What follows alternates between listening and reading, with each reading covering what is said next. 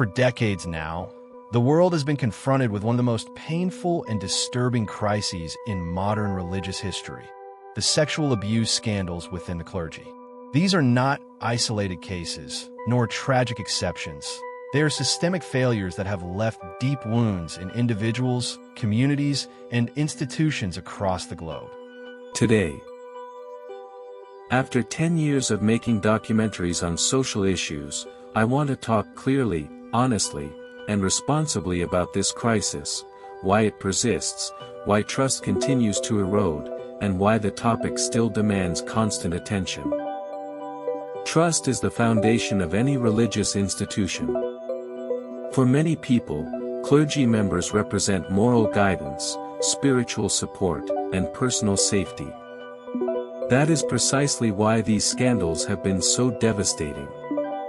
When the people entrusted with the highest moral authority violate that trust, it is not just individuals who are harmed, entire communities fracture. Over the years, countless victims have stepped forward with stories of trauma that were hidden, dismissed, or deliberately concealed. The result? A deep skepticism toward church leadership and a painful sense of betrayal that still resonates today. One of the main reasons the scandal remains an active crisis is the sheer scale. Reports from multiple countries, the US, Ireland, Germany, France, Australia, and many others, reveal consistent patterns. Abuse carried out by clergy. Institutional protection of offenders. Intimidation or silencing of victims.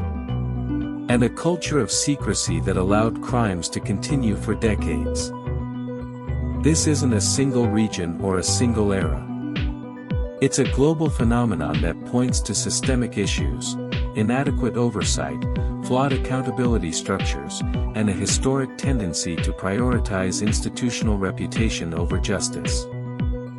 Behind every headline is a person. Someone who carried silent trauma for years, sometimes decades, before finding the courage to speak. Many survivors describe long-term psychological damage, depression, PTSD, addiction, strained family relationships.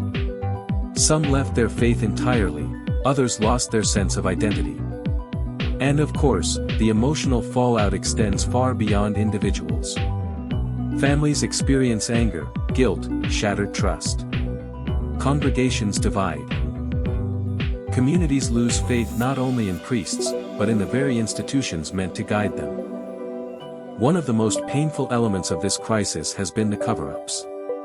In many cases, church officials moved accused clergy members to new parishes instead of reporting them to the authorities.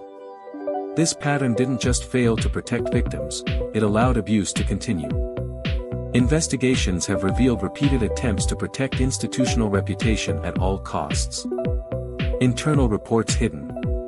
Complaints minimized. Survivors pressured into silence. It would be inaccurate to say nothing has changed. Over the past 2 decades, public pressure, legal action, and survivor advocacy have forced significant reforms in many countries. These measures include mandatory reporting laws, new screening processes for clergy, independent oversight boards, public accountability standards, and expanded support programs for survivors. Yet despite progress, critics argue that reforms remain inconsistent and are not always enforced. Some countries have strong protections, others lag far behind. Why does this remain a pressing issue today? Because the crisis isn't only about the past, it's about structures still in place. As long as secrecy, clerical immunity, and power imbalances persist, the potential for harm remains.